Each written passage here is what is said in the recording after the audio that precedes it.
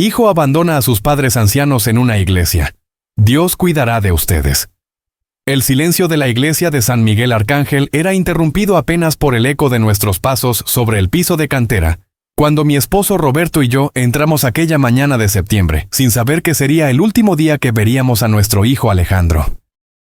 Las bancas de madera oscura, pulidas por décadas de fieles arrodillándose en oración, nos recibieron con la frialdad de quien ha presenciado demasiadas tragedias humanas. Mi nombre es María Elena Rodríguez de Sánchez, tengo 78 años de edad, y esta es la historia de cómo el abandono más doloroso de mi existencia se convirtió en el comienzo de la vida más plena que jamás imaginé posible. Roberto, mi compañero de vida durante 57 años, tiene 82 años, manos curtidas por el trabajo honesto y un corazón que siempre creyó que el amor familiar era inquebrantable, hasta que aquella mañana nos demostró cuán equivocados podíamos estar. Alejandro nos había pedido que lo acompañáramos a misa ese domingo. Hacía meses que no compartíamos tiempo juntos, y la invitación nos llenó de esperanza. Pensamos que quizás estaba reconsiderando su distanciamiento progresivo, que tal vez el nacimiento de su tercer hijo lo había hecho reflexionar sobre la importancia de la familia. Durante el trayecto desde su casa en Las Lomas hasta la iglesia del centro de la Ciudad de México, estuvo callado, tenso, pero lo atribuimos al tráfico pesado de la capital. Roberto y yo íbamos en el asiento trasero de su camioneta importada, tomados de la mano como siempre hacemos cuando sentimos incertidumbre. La misa fue hermosa. El padre Ernesto habló sobre la misericordia divina y la importancia de cuidar a los más vulnerables, palabras que resonaron en mi corazón de manera profética sin que yo lo supiera entonces. Cuando terminó la ceremonia, Alejandro nos pidió que esperáramos un momento en la iglesia mientras él iba por el automóvil. Dijo que quería evitar que camináramos bajo el sol fuerte de mediodía, un gesto que nos pareció considerado. Nos sentamos en la última banca, junto a la imagen de la Virgen de Guadalupe que nos miraba con sus ojos compasivos. Esperamos 5 minutos, luego 10, después 20. Roberto comenzó a preocuparse y salió a buscar a Alejandro. Regresó con el rostro pálido y las manos temblando. María Elena se fue. Dejó esto, dijo entregándome un sobre. Adentro había 2,000 pesos y una nota escrita con la letra apresurada de nuestro hijo. Papás, no puedo seguir haciéndome cargo de ustedes. Los gastos son demasiados. Patricia y yo necesitamos ese dinero para nuestros hijos. Dios cuidará de ustedes mejor que yo. Perdonen. Alejandro. El mundo se detuvo en ese instante. Las velas votivas parpadearon como si fueran testigos mudos de nuestra tragedia. Roberto se dejó caer en la banca, y yo sentí que mis piernas ya no podían sostenerme. Estábamos en el centro de una ciudad de más de 20 millones de habitantes, pero nunca nos habíamos sentido tan completamente solos. No teníamos casa propia. Habíamos vendido nuestra modesta propiedad en Querétaro hacía 3 años para ayudar a Alejandro con el enganche de su casa en Las Lomas.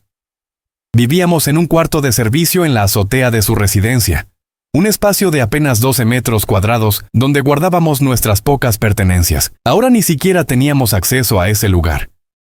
Nuestro hijo había cambiado las cerraduras electrónicas, bloqueado nuestros números telefónicos y borrado nuestra existencia de su vida perfectamente ordenada. El padre Ernesto nos encontró llorando en la iglesia una hora después.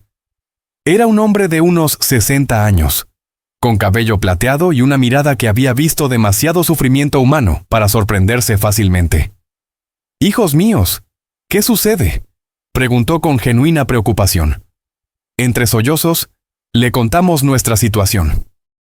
El sacerdote escuchó en silencio, asintiendo ocasionalmente, y cuando terminamos de hablar, nos dijo algo que cambiaría el rumbo de nuestras vidas. Dios no los trajo aquí por casualidad. Esta iglesia tiene un programa de ayuda comunitaria. Permítanme ver qué podemos hacer. Nos llevó a la casa parroquial, un edificio antiguo junto a la iglesia donde funcionaba un comedor comunitario y un pequeño albergue para personas en situación de calle. «Hermana Guadalupe, necesitamos su ayuda», dijo presentándonos a una monja de mediana edad que coordinaba los programas sociales de la parroquia. Hermana Guadalupe era una mujer práctica, de esas que miden situaciones rápidamente y actúan sin vacilación. Don Roberto, doña María Elena, pueden quedarse en el albergue mientras encontramos una solución más permanente. No es lujoso, pero hay camas limpias y comida caliente. Durante los siguientes días vivimos en un estado de aturdimiento. El albergue era un espacio compartido con otras 15 personas, todos enfrentando sus propias tragedias. Había un hombre que había perdido su trabajo y su casa, una mujer que huía de violencia doméstica, una pareja joven con 2 niños pequeños que habían sido desalojados. Compartir ese espacio con otros seres humanos rotos de alguna manera nos hizo sentir menos solos. Roberto y yo ayudábamos en lo que podíamos. Yo cocinaba en el comedor comunitario junto con otras voluntarias, preparando grandes ollas de sopa, frijoles y guisados que alimentaban a más de 100 personas diarias. Roberto ayudaba con reparaciones menores en la iglesia, arreglando bancas, pintando paredes, cualquier tarea que sus manos aún pudieran realizar. Fue durante esas semanas iniciales que comenzamos a conocer las historias de quienes nos rodeaban. Don Fermín era un carpintero de 75 años que había perdido su taller en un incendio. Doña Socorro, de 83 años, había sido desalojada por sus propios hijos que querían vender la casa familiar. Cada historia era un recordatorio de que no estábamos solos en nuestro dolor, que el abandono de personas mayores era más común de lo que queríamos admitir. Una noche, mientras Roberto y yo hablábamos en susurros para no despertar a los demás, él me tomó la mano y dijo algo que nunca olvidaré. María Elena, tenemos 2 opciones. Podemos quedarnos aquí sintiendo lástima de nosotros mismos hasta que la muerte nos encuentre. O podemos demostrarle a ese muchacho ingrato que no necesitamos de su caridad. Tenía razón. Habíamos sobrevivido décadas de dificultades. Criamos a un hijo con recursos limitados. Construimos una vida modesta, pero digna. No íbamos a rendirnos ahora. La hermana Guadalupe notó nuestro cambio de actitud. Un día nos llamó a su oficina, un cuarto pequeño lleno de archivos y fotografías de actividades comunitarias. Tengo una propuesta para ustedes, dijo. La parroquia necesita encargados para el comedor comunitario. El trabajo incluye vivienda en un departamento pequeño arriba del comedor, un salario modesto y comidas. Sé que tienen experiencia en cocina, doña María Elena, y don Roberto puede ayudar con mantenimiento. ¿Qué les parece? Era más de lo que podíamos haber esperado. Aceptamos inmediatamente, agradeciendo a Dios y a la hermana Guadalupe por la oportunidad. El departamento era diminuto, apenas 30 metros cuadrados con una recámara, un baño y una pequeña sala que hacía también de cocina. Pero tenía ventanas que daban a un jardín interior de la parroquia. Era limpio, seguro y era nuestro.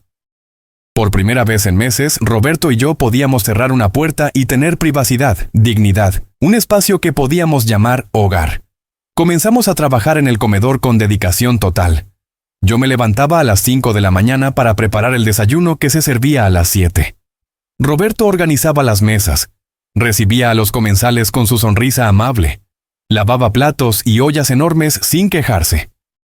Descubrimos que el trabajo nos daba propósito, que ayudar a otros nos ayudaba a sanar nuestras propias heridas. Los comensales regulares comenzaron a conocernos, a saludarnos por nombre, a compartir sus historias. Doña Mary, sus frijoles son los mejores de la ciudad, decía don Pancho, un vendedor ambulante de periódicos. Don Beto, usted es un santo por aguantar nuestros chistes malos, bromeaba Jorge, un joven que estaba intentando dejar las drogas. Nos convertimos en parte de una comunidad, no la familia de sangre que nos había rechazado, pero una familia elegida construida sobre respeto mutuo y solidaridad. 3 meses después de comenzar en el comedor, la hermana Guadalupe nos propuso expandir el programa. Doña María Elena, he probado su sazón, es excepcional. He estado pensando que podríamos empezar a vender comida preparada para generar ingresos adicionales para la parroquia. Usted podría encargarse de eso.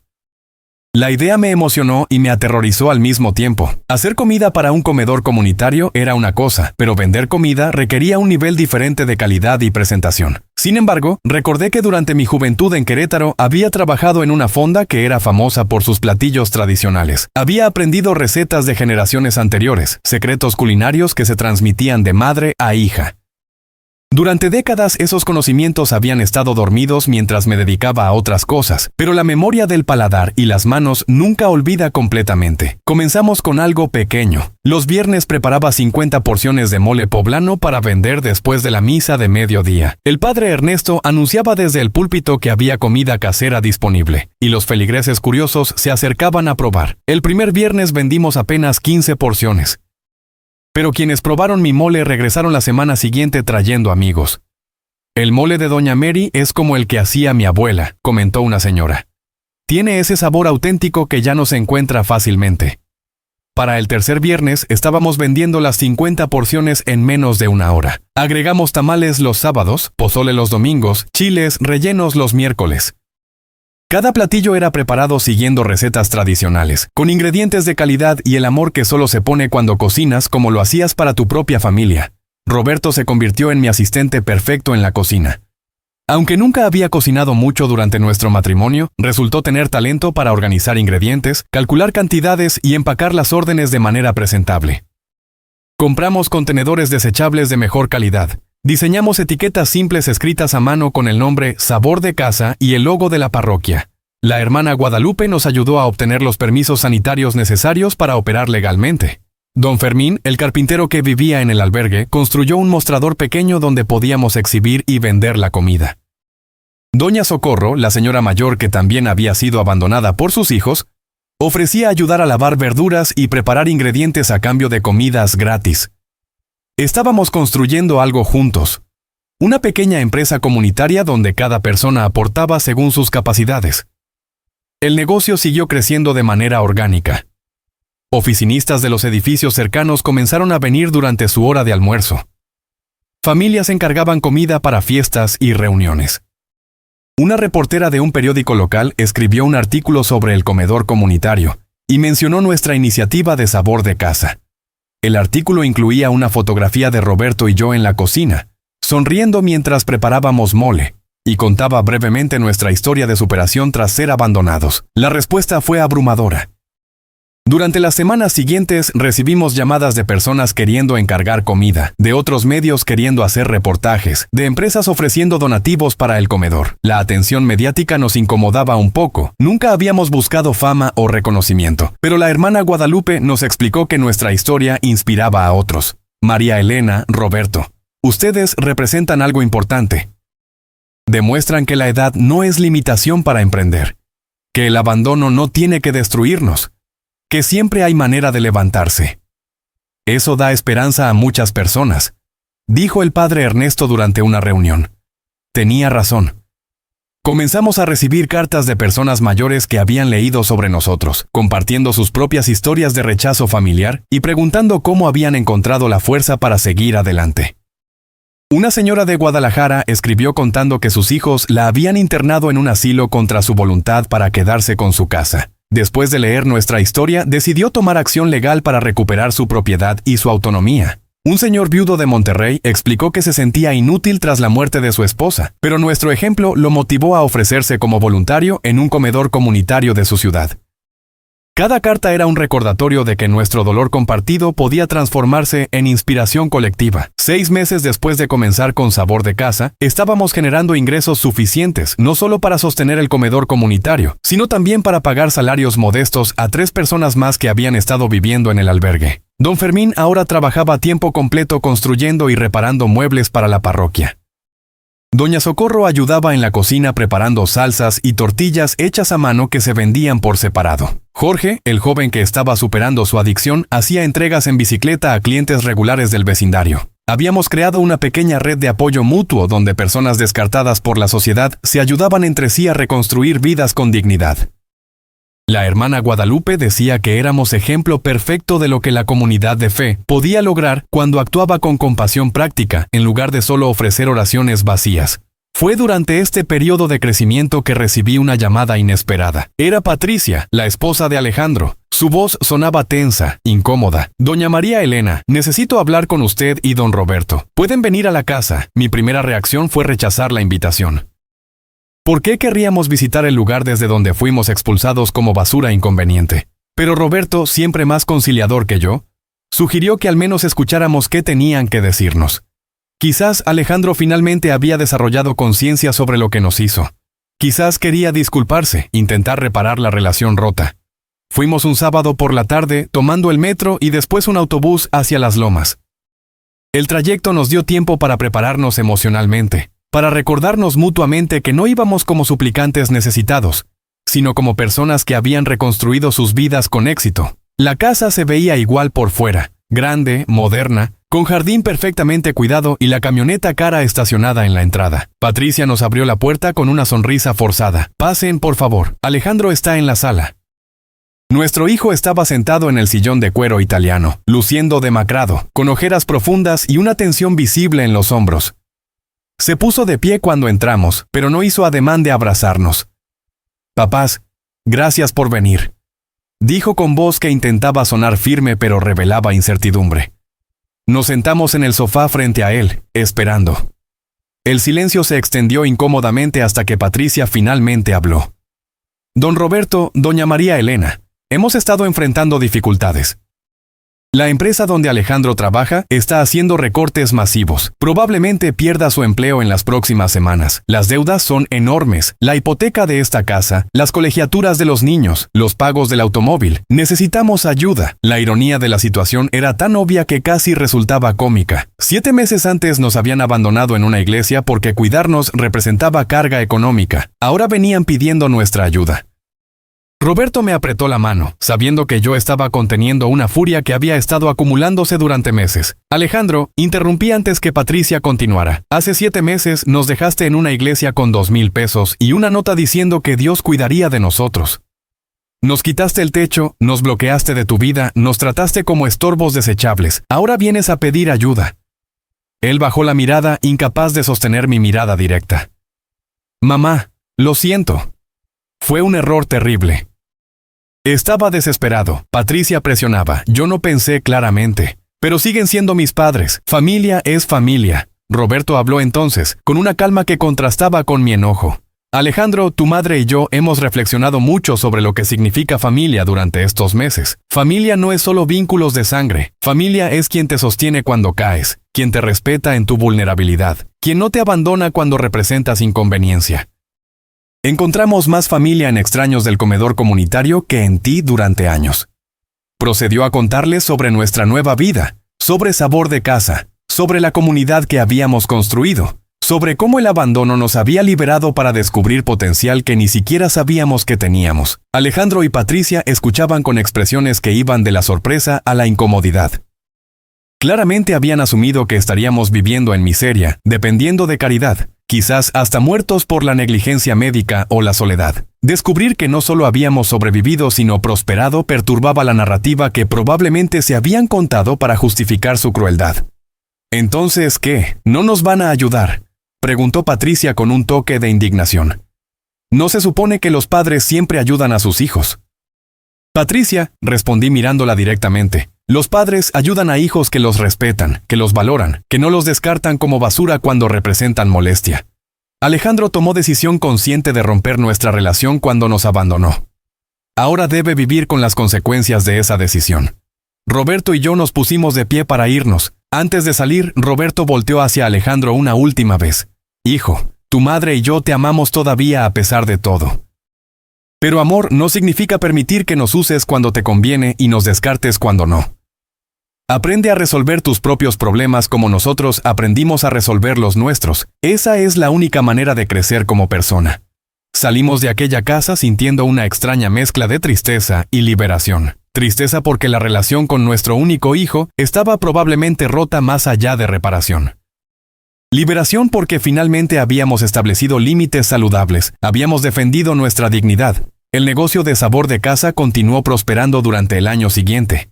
Expandimos el menú para incluir postres tradicionales mexicanos, arroz con leche, flan napolitano, gelatinas de mosaico, cajeta de Celaya, ate de membrillo. Cada receta era preparada siguiendo métodos tradicionales que habían sido transmitidos por generaciones en mi familia. Roberto tuvo la idea de ofrecer clases de cocina los sábados por la tarde, enseñando a personas interesadas cómo preparar platillos mexicanos auténticos. Las clases se llenaban rápidamente, con estudiantes que iban desde jóvenes profesionistas queriendo conectar con sus raíces culinarias hasta extranjeros fascinados por la gastronomía mexicana. Yo disfrutaba enormemente enseñando, viendo cómo las personas se emocionaban al dominar técnicas, al lograr el punto perfecto de un mole o la consistencia ideal de unos frijoles refritos. Roberto asistía a las clases con su humor característico, haciendo bromas que relajaban a los estudiantes nerviosos y creaban ambiente agradable de aprendizaje. La parroquia de San Miguel Arcángel se había convertido en nuestro verdadero hogar, no solo físicamente sino emocionalmente.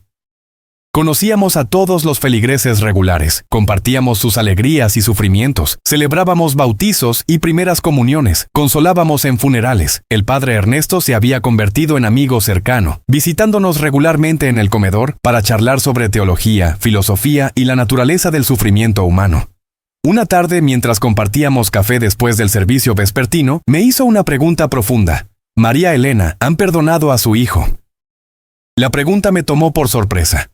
Había estado tan enfocada en reconstruir mi vida que no había dedicado mucho tiempo a reflexionar sobre perdón. Lo he pensado mucho, padre, respondí honestamente.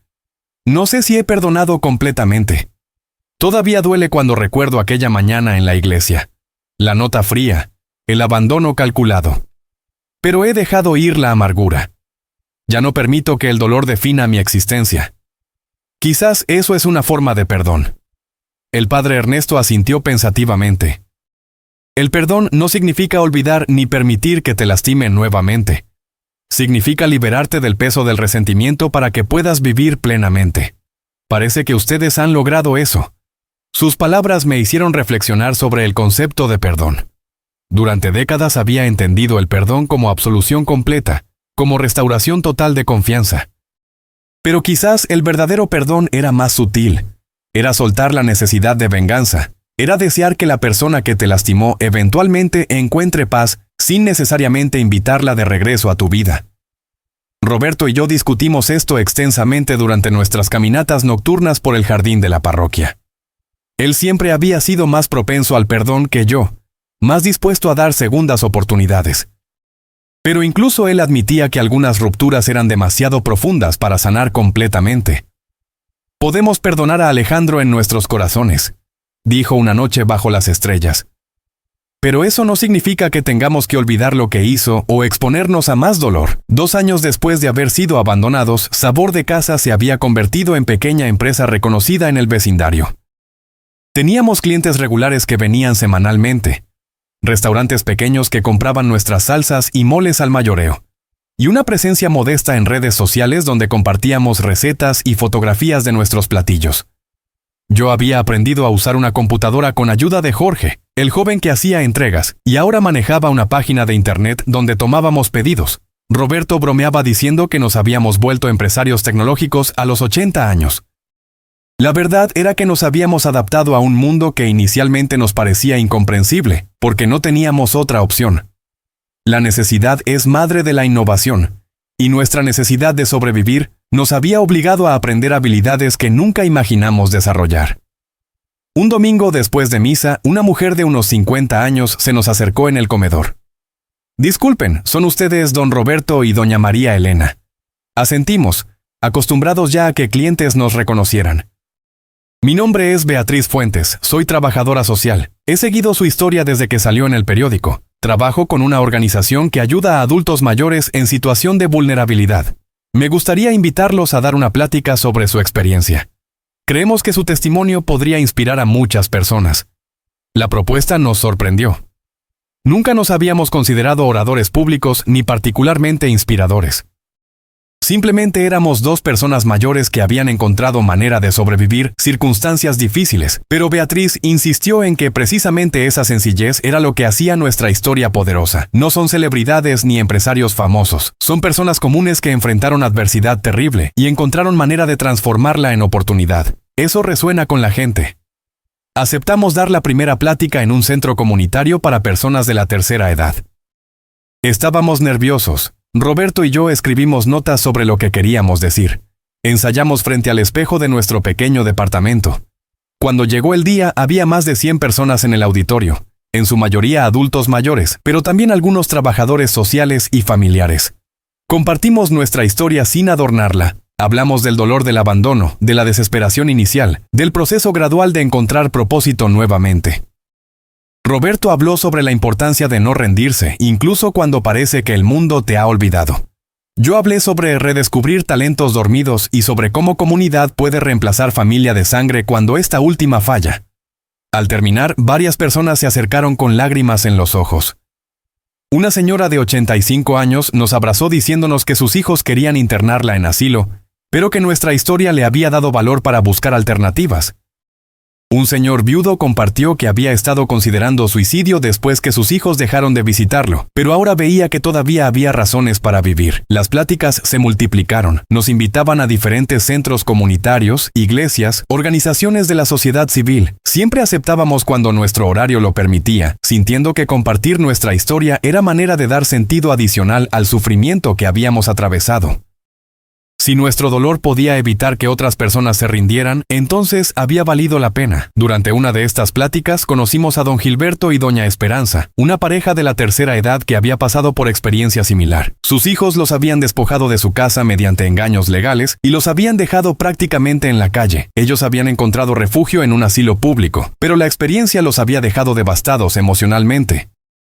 Después de escuchar nuestra plática, se acercaron para agradecernos. Ustedes nos han dado esperanza de que todavía podemos construir algo significativo con el tiempo que nos queda, dijo don Gilberto. Nos hicimos amigos cercanos de ellos, visitándonos mutuamente, compartiendo comidas, apoyándonos en los días difíciles. El tercer aniversario de nuestro abandono llegó sin que apenas lo notáramos. Estábamos tan ocupados con sabor de casa, con las pláticas comunitarias, con nuestra vida plena que la fecha pasó casi desapercibida. Fue Roberto quien lo mencionó esa noche. Hace 3 años hoy Alejandro nos dejó en la iglesia. Mira todo lo que hemos construido desde entonces. Nos quedamos en silencio por un momento, reflexionando. Era verdad que habíamos construido vida extraordinaria desde aquel punto más bajo. Teníamos propósito, comunidad, independencia económica, respeto propio. Pero también era verdad que parte de nosotros siempre llevaría cicatriz del abandono. Siempre se preguntaría cómo nuestro hijo pudo ser tan cruel. El dolor nunca desaparece completamente, comprendí. Simplemente aprendes a vivir con él, a no permitir que defina toda tu existencia. Roberto tomó mi mano como siempre hacía en momentos de emoción profunda. María Elena, eres la mujer más fuerte que conozco. No sé si hubiera podido atravesar esto sin ti. Reí suavemente ante su comentario. Roberto Sánchez, tú eres quien me mantuvo cuerda. Cuando yo quería rendirme, tú insistías en seguir adelante. Cuando yo me consumía en amargura, tú me recordabas que todavía teníamos mucho por vivir. Somos equipo, siempre lo hemos sido. Esa conversación me hizo apreciar nuevamente cuán afortunada había sido de tener compañero de vida como Roberto. Muchas mujeres abandonadas por sus familias enfrentan esa tragedia solas. Yo tenía pareja que me apoyaba incondicionalmente, que compartía tanto las cargas como las victorias. Nuestro matrimonio, que ya era sólido antes del abandono, se había fortalecido aún más a través de la adversidad compartida. Habíamos aprendido a comunicarnos mejor, a apoyarnos mutuamente sin perder individualidad, a celebrar pequeños logros diarios. En cierto sentido, el abandono nos había dado regalo inesperado de profundizar nuestra relación en formas que probablemente no habríamos logrado de otra manera. Fue durante el 4º año de nuestra nueva vida que recibimos noticia que cambiaría la dinámica familiar permanentemente. Una tarde, Patricia apareció sin avisar en el comedor. Venía sola, luciendo demacrada, con ropa que había visto mejores tiempos. Doña María Elena, don Roberto, necesito hablar con ustedes, por favor. La llevamos a nuestro departamento, ofreciéndole agua y silla. Ella se veía incómoda, retorciendo las manos nerviosamente. Alejandro está muy enfermo, dijo finalmente. Le diagnosticaron cáncer de páncreas hace 6 meses. Los tratamientos no están funcionando. Los doctores le dan quizás otros 6 meses de vida. Sintió como si el aire hubiera sido expulsado de mis pulmones. Todas las emociones contradictorias que había estado suprimiendo durante años emergieron simultáneamente. Dolor por mi hijo, furia por su abandono, miedo ante su mortalidad, confusión sobre cómo debía reaccionar. Roberto también estaba pálido, procesando la noticia. Patricia continuó hablando rápidamente, como si las palabras hubieran estado contenidas durante mucho tiempo y ahora se desbordaran. Ha preguntado por ustedes constantemente. Quiere verlos, disculparse apropiadamente, intentar hacer las paces antes de morir. Yo le dije que probablemente nunca los perdonarían, que habíamos quemado ese puente completamente. Pero él insiste. Dice que no puede morir en paz sin al menos intentarlo. La habitación quedó en silencio por varios minutos. Roberto finalmente habló. Patricia, entiendo que esta situación es terrible para ustedes.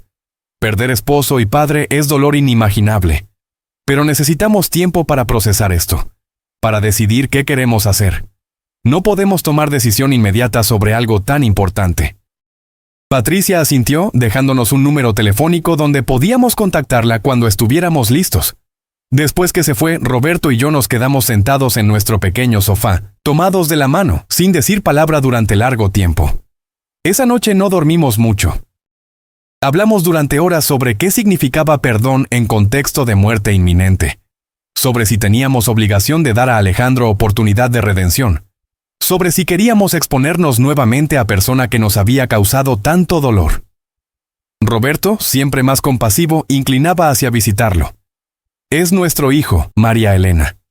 A pesar de todo lo que hizo, sigue siendo la persona que criamos, que cargamos cuando era bebé, que enseñamos a caminar. No sé si podría vivir conmigo mismo si muere sin que al menos intentemos algún tipo de reconciliación. Yo era más reacia, protegiendo mi corazón de más dolor potencial. Roberto nos abandonó deliberadamente. Nos trató como basura. Ahora está muriendo y de repente quiere limpieza de conciencia. Es justo que tengamos que proveer eso cuando él nunca nos dio disculpa real durante 4 años. Pero incluso mientras decía estas palabras, sabía que eventualmente cedería. No porque Alejandro lo mereciera, sino porque yo necesitaba saber que había agotado todas las oportunidades de algún tipo de paz antes de su muerte. Llamamos a Patricia 3 días después. Visitaríamos a Alejandro, pero estableciendo condiciones claras. La visita sería en horario que nos funcionara a nosotros. Tendría límite de tiempo establecido. Y si en algún momento nos sentíamos irrespetados o lastimados, nos iríamos sin culpa. Patricia aceptó todo inmediatamente, claramente desesperada por facilitar cualquier reconciliación posible. El sábado siguiente, Roberto y yo tomamos metro y autobús nuevamente hacia Las Lomas. Durante el trayecto discutimos lo que queríamos decir, cómo nos protegeríamos emocionalmente. Roberto sugirió que viéramos esto no como oportunidad para que Alejandro se redimiera, sino como oportunidad para que nosotros practicáramos compasión sin comprometer nuestra dignidad recuperada. Podemos tener misericordia hacia hombre moribundo, sin olvidar lo que hizo cuando estaba sano. Dijo sabiamente. La casa se veía descuidada ahora. El jardín tenía maleza, la pintura estaba descascarándose en lugares. Patricia nos recibió en la puerta, luciendo agradecida y nerviosa simultáneamente. Está en su recámara. Los está esperando. Subimos las escaleras que habíamos recorrido tantas veces años atrás, cuando todavía éramos bienvenidos en esta casa. Alejandro estaba en la cama, conectado a máquinas que monitoreaban sus señales vitales. Había perdido tanto peso que apenas lo reconocí. Los tratamientos habían dejado su cabello ralo, su piel con tono grisáceo, sus ojos hundidos en cuencas profundas. Cuando nos vio entrar, comenzó a llorar. Papá, mamá, vinieron. Gracias. Lo siento tanto. Lo siento muchísimo. Nos acercamos lentamente a la cama. Roberto tomó la mano de Alejandro, siempre el más dispuesto de nosotros dos a mostrar afecto físico. Yo me quedé un paso atrás, todavía guardando alguna distancia protectora. Alejandro habló durante casi 1 hora. Su voz débil pero urgente, como si necesitara vaciar todo antes que su tiempo se agotara.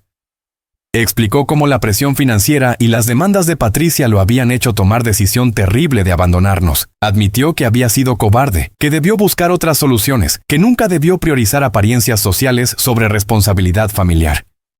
Reconoció que durante años había estado avergonzado de sus orígenes humildes, queriendo borrar todo rastro de su pasado para encajar mejor con círculo social de Patricia. El abandono era culminación lógica de años de distanciamiento gradual, de priorizar imagen sobre sustancia, de olvidar valores que le habíamos enseñado. Lloró pidiendo perdón, no solo por el abandono sino por años de desprecio sutil, de hacernos sentir inferiores, de valorarnos solo en términos de lo que podíamos hacer por él. Entiendo si no pueden perdonarme, dijo finalmente. No merezco su perdón. Solo necesitaba que supieran cuánto lo lamento, cuánto los amo todavía a pesar de haber actuado como si no. Roberto habló primero, su voz cargada de emoción pero firme. Alejandro, lo que nos hiciste fue imperdonable en muchos sentidos. Nos lastimaste profundamente, pero también nos liberaste sin saberlo. Nos obligaste a descubrir que teníamos valor más allá de nuestro papel como tus padres. Encontramos propósito, comunidad, significado en formas que probablemente no habríamos explorado si nos hubieras mantenido cómodamente dependientes. No sé si puedo decir que te perdono completamente, pero puedo decir que ya no cargo resentimiento que envenene mi vida. He soltado el enojo porque me estaba lastimando más a mí que a ti. Tomé mi turno entonces. Alejandro, durante toda tu infancia y juventud, sacrifiqué todo para darte oportunidades.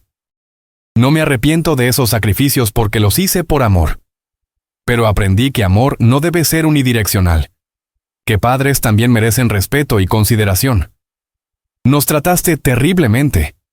Eso no se puede borrar ni siquiera con disculpas sinceras en lecho de muerte. Continué hablando, necesitando expresar años de dolor contenido.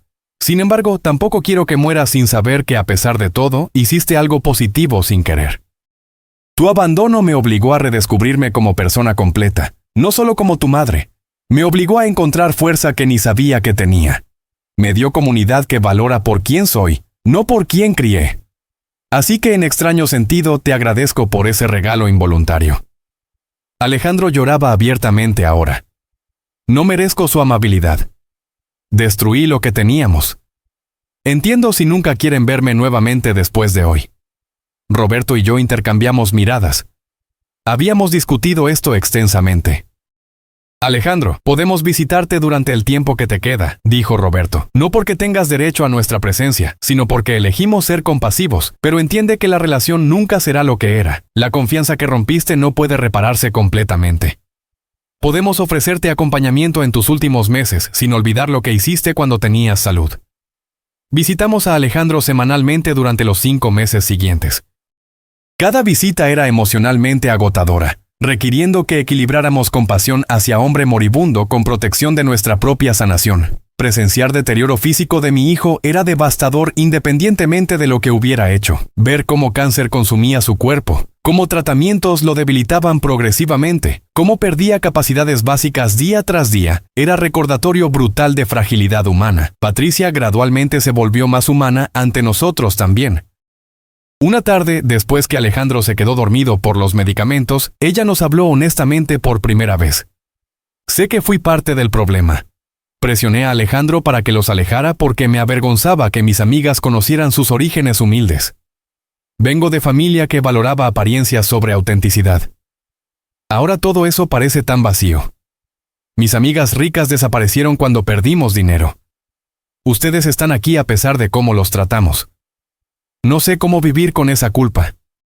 Le dije que culpa era carga que cada persona debía procesar a su manera, que no podíamos absolverla pero tampoco queríamos mantener veneno del odio. El verdadero aprendizaje sería criar a sus hijos diferente, enseñarles a valorar sustancia sobre apariencia, carácter sobre estatus social. Patricia prometió intentarlo. Mis hijos preguntaron por ustedes, dijo. Les hemos contado sobre ustedes, sobre cómo los tratamos mal, sobre cómo ustedes construyeron vida hermosa a pesar de eso. Quieren conocerlos si están dispuestos. Nos sorprendió la petición. Nuestros nietos, ahora adolescentes, habían sido parte del rechazo original. Pero también habían sido niños entonces, influenciados por valores de sus padres. Quizás merecían oportunidad de formar sus propias opiniones. Conocimos a Rafael y Laura la siguiente semana. Eran jóvenes de 16 y 14 años respectivamente, educados pero claramente nerviosos. «Abuelitos», dijo Rafael usando título que nunca habíamos escuchado de él antes. Lamentamos mucho lo que pasó. No entendíamos entonces. Ahora vemos lo mal que estuvo. Laura, más emocional que su hermano, comenzó a llorar. Hemos leído sobre ustedes, sobre su negocio, sobre cómo ayudan a otras personas. Estamos orgullosos de tenerlos como abuelos. Queremos conocerlos realmente si nos dan oportunidad. Roberto y yo decidimos darles esa oportunidad. Los invitamos al comedor comunitario para que vieran nuestro trabajo, conocieran nuestra comunidad. Rafael y Laura vinieron el siguiente sábado, ayudando a servir comida, hablando con los comensales, viendo realidad muy diferente de su mundo privilegiado de las lomas. Al final del día, Rafael dijo algo que me conmovió profundamente. Abuelita, abuelo, entiendo ahora por qué papá debió estar orgulloso de ustedes en lugar de avergonzado. Ustedes hacen diferencia real en vidas de personas. Eso vale más que cualquier cosa que tengamos nosotros. Los meses finales de vida de Alejandro fueron dolorosos de presenciar. Cáncer avanzaba inexorablemente, destruyendo órganos, causando dolor constante a pesar de medicamentos. Pasaba más tiempo dormido que despierto, y cuando estaba consciente a menudo estaba confundido por los narcóticos, pero había momentos de claridad donde hablábamos, no sobre pasado doloroso, sino sobre memorias tempranas cuando él era niño. «Mamá, papá, ¿recuerdan cuando me enseñaron a andar en bicicleta?», dijo una tarde. «Yo tenía tanto miedo de caerme, pero ustedes corrían junto a mí sosteniéndome hasta que aprendí a mantener el equilibrio. Ojalá hubiera recordado eso cuando los traté tan mal. Ustedes siempre me sostuvieron incluso cuando no lo merecía». Momentos como esos eran agridulces. Mostraban que parte del niño que habíamos criado con amor todavía existía debajo de capas de egoísmo y materialismo que había desarrollado como adulto, pero también eran recordatorios de todo lo que se había perdido, de los años que podríamos haber disfrutado juntos si él hubiera tomado decisiones diferentes. 5 meses después de nuestro reencuentro, Alejandro falleció durante la noche con Patricia a su lado. Ella nos llamó temprano en la mañana. «Se fue en paz», dijo con voz quebrada por el llanto. Hasta el final seguía diciendo cuánto los amaba. Cuánto lamentaba haberlos perdido durante años. El funeral fue ceremonia pequeña. Aparte de familia inmediata, solo asistieron algunos colegas de trabajo de Alejandro y vecinos. Sus amigos ricos habían desaparecido cuando perdió estatus económico. El padre Ernesto ofició la misa de cuerpo presente en la iglesia de San Miguel Arcángel, la misma donde habíamos sido abandonados 4 años antes. La simetría no pasó desapercibida. Alejandro Sánchez Rodríguez encontró manera de regresar a Dios en el lugar donde había abandonado a sus padres, confiándolos al cuidado divino, dijo el padre Ernesto en su homilía. Dios trabaja misteriosamente, transformando nuestros pecados y errores en oportunidades de redención y crecimiento para todos los involucrados. Durante meses después del funeral, procesé emociones complejas sobre muerte de mi hijo. Dolor por pérdida, enojo por años desperdiciados, alivio porque sufrimiento había terminado, culpa por sentir ese alivio. Roberto también luchaba con su propia mezcla de emociones. Nos apoyábamos mutuamente a través de proceso de duelo, permitiéndonos sentir sin juzgar, llorando juntos cuando necesitábamos llorar. La hermana Guadalupe nos recordó que duelo no sigue línea recta, que algunos días serían más difíciles que otros, que eventualmente encontraríamos nueva normalidad que incorporara pérdida sin ser definida completamente por ella. Rafael y Laura se volvieron parte regular de nuestras vidas después de muerte de su padre. Venían al comedor cada 2 semanas, ayudando con trabajo, aprendiendo a cocinar recetas tradicionales, escuchando historias de nuestras vidas que sus padres nunca les habían contado. Patricia también visitaba ocasionalmente, aunque nuestra relación permanecía formal, cordial pero no íntima. Ella entendía que había límites que no podían cruzarse, daño que no podía deshacerse completamente. Pero hacía esfuerzo genuino de asegurar que sus hijos conocieran a sus abuelos, de compensar aunque fuera mínimamente por años perdidos. 1 año después de muerte de Alejandro, Patricia nos contó que había vendido la casa grande en Las Lomas y se había mudado con los niños a departamento más modesto en colonia clase media. Ya no podíamos mantener ese estilo de vida, y honestamente tampoco queríamos, explicó. Los niños están aprendiendo valor del dinero, importancia del trabajo honesto. Están volviéndose mejores personas en este ambiente que en el privilegio excesivo de antes. Sabor de Casa continuó prosperando. A los 84 años yo seguía cocinando diariamente, aunque ahora con más ayuda. Roberto, a sus 88 años, todavía venía a la cocina cada mañana, aunque principalmente supervisaba y ofrecía compañía más que trabajo físico pesado. Habíamos entrenado a 3 personas más jóvenes para eventualmente hacerse cargo del negocio cuando ya no pudiéramos continuar. La sucesión era importante para nosotros. Queríamos que Sabor de Casa continuara sirviendo comunidad mucho después que nos hubiéramos ido. Una tarde, mientras Roberto y yo caminábamos por el jardín de la parroquia como hacíamos cada atardecer, reflexionamos sobre nuestro viaje extraordinario. Si alguien nos hubiera dicho hace 5 años que seríamos empresarios exitosos a los 80 años, que tendríamos comunidad amorosa y propósito profundo, nunca lo habríamos creído, dijo Roberto. Ese abandono terrible se convirtió en bendición disfrazada. Asentí, apretando su mano arrugada con la mía igualmente arrugada. Roberto, he aprendido que vida humana tiene capacidad extraordinaria para transformación en cualquier edad. Cuando Alejandro nos dejó en esa iglesia, pensé que nuestras vidas habían terminado. Ahora veo que apenas estaban comenzando de verdad. Hoy, mientras sirvo sopa caliente a personas que enfrentan sus propias batallas, mientras enseño técnicas de cocina a estudiantes entusiastas, mientras abrazo a mis nietos que finalmente comprenden valor de familia auténtica, entiendo que valor humano no radica en juventud o en vínculos familiares o en estatus social. Radica en capacidad de levantarse después de caídas devastadoras, de encontrar significado en servicio a otros, de transformar dolor en compasión. Roberto y yo construimos vida hermosa de ruinas del abandono. No permitimos que crueldad de una persona definiera nuestra existencia restante. Encontramos comunidad entre extraños, propósito en trabajo humilde, dignidad en interdependencia mutua. Aprendimos que nunca es tarde para comenzar nuevo capítulo, que edad es solo número cuando espíritu permanece vivo, que familia real se construye con respeto y reciprocidad más que con obligación de sangre. Si alguien está escuchando esta historia sintiéndose abandonado, descartado o creyendo que es demasiado tarde para cambiar su vida, quiero que sepan que siempre hay esperanza. Transformación no requiere recursos abundantes o juventud. Requiere disposición a intentar, humildad para aceptar ayuda, coraje para reconstruir. Roberto y yo somos prueba viviente que las personas pueden florecer en etapas de vida donde sociedad asume que solo deben declinar. Nuestro mensaje es simple pero profundo. Nunca es tarde para reclamar tu dignidad, para descubrir tu propósito, para construir vida que valga la pena vivir. El abandono de Alejandro podría habernos destruido.